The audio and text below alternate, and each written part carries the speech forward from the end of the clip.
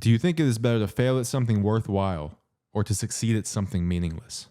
As I think about this question, deep inside me, a fear starts shifting around as if I've shined the spotlight on it, like a roach scuttling away in fear after being seen. Ever since I knew what YouTube was, I've watched it every day, endlessly. Starting with Captain Sparkles and Minecraft Let's Plays, onward into Freddie Wong and Corridor Digital, stoking my ambition to be a filmmaker and make a live-action adaptation of Call of Duty, Modern Warfare 2. Then I found Sneako. His videos were creative and unique, against the grain of the content met at the time. He seemed like Casey Neistat but younger and more agile. Casey Neistat but with something to say. His videos cracked open the door in my mind, revealing shades of what YouTube could actually be. You didn't have to be like everyone else. You could make cool shit and inspire others. You could talk about real experiences, your life, your questions. You could push the agenda a little, expand boundaries, not just repeat what everyone else was comfortable with. I think what I appreciated the most about Sneako's videos was that sometimes you could ask questions without even finding an answer. You didn't need one. I find that need for an answer to every question usually ends in a scripted response. Usually ends in ideology or dogma. Not anything new. Most questions don't actually have answers. I mean, it's not like everything in the world is an abstraction. Ultimately, everyone kind of chooses the framework for the lives that they can live with that makes them comfortable. Actually, yes, it is like that. When we look at what type of content is encouraged on YouTube, we see a reflection of what type of thinking is encouraged in the world. What type of thinking is valued by systems of power, whether that be school, the church, or the government. An adherence to a pre-existing value system. A hot take and a black and white response. These things are packageable and able to be sold to the most people the quickest. And that's exactly why I appreciated Sneako's videos in high school, because he represented an outsider perspective.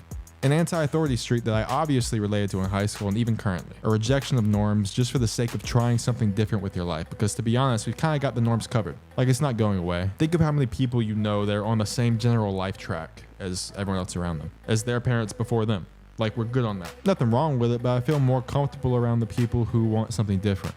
If nothing else, just because of the fact that we all die at the end of this, and I think it'd be interesting to have a more novel experience. But then the Fire Nation attacked, and things changed.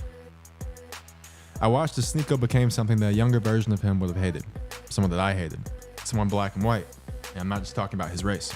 Someone uncurious. Someone who joined the majority instead of standing outside of it, watching how the crowd moved and breathed and wiggled at difficult questions. He lost perspective. And I'm not saying this because I disagree with the particular flavor of right-wing internet fundamentalist talking points he started parroting. It's because I've heard them all before. He joined the system. He became an internet personality, not an artist. And by doing so, he lost all spiritual significance. He became irrelevant in the same way a Pharisee would have been in the time of Jesus. He joined the old guard. I thought we were here to shake things up a bit, flip some tables. I thought we were like seeking something, but he just stopped looking. Now let's return back to the idea of seeking, the concept of answers. This is why this is important, because the second you find an answer, there is no search. You stagnate like a swamp and the brush overtakes you, strangling you and absorbing you into its history. Another name for the book. It's a dull death, a cut that bleeds you dry over time and you lose all awareness of it. Years later, you look down, you're frail and shallow with your hands too weak to hold up the truth you supposedly found. It has deceived you. Sneako is not really anywhere to be found anymore. Well, I think he joined up with another person on this journey from artist to internet personality to content creator. I know this internet shit can get bleak for young creative people who feel like they have to shill out for some faceless corporate overlord in order to make it. But I truly don't think that's where we're all headed. I think we each have a choice. And if Sneako wants to be a martyr for some cause, then I say let him. And I'll use him to remind you of the price of giving up on yourself. The true self, the one that knows that this world could use something beautiful. And I'd encourage you to contribute to that something in whatever way you can. Yes, I'm talking to you right now, whoever you are. All right, I think if there's a point to this video, it's that there are many ways to lose yourself. You may not be in Sneako's position. You may not have, 100,000 followers and be known for your editing techniques and off the wall, whatever the fuck. You may not be in a position like that where you could like not be true to yourself and, instead of making cool shit, you start making stuff that the algorithm wants, that a larger audience wants.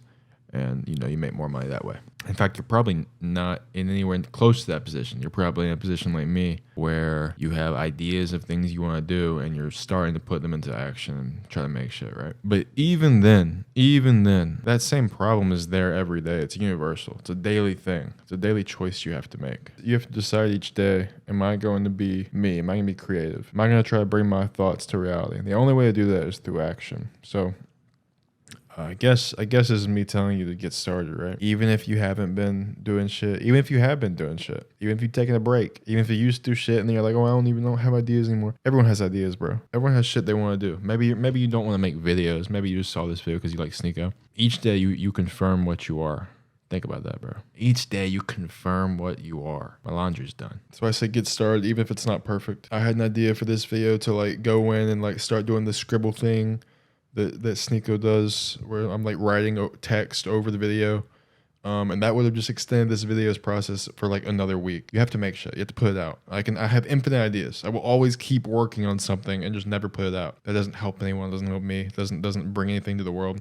Just do shit. Just do shit each day. All right, I do have one more secret ingredient for you. Some words of wisdom from friend of the show, Nick Colletti. Before I share that with you, I do stream on Twitch Saturday mornings, sometimes during the week. So catch me on there. Links in the description. Thanks for watching. And yeah, peace. Caleb, what's up, dude? Listen,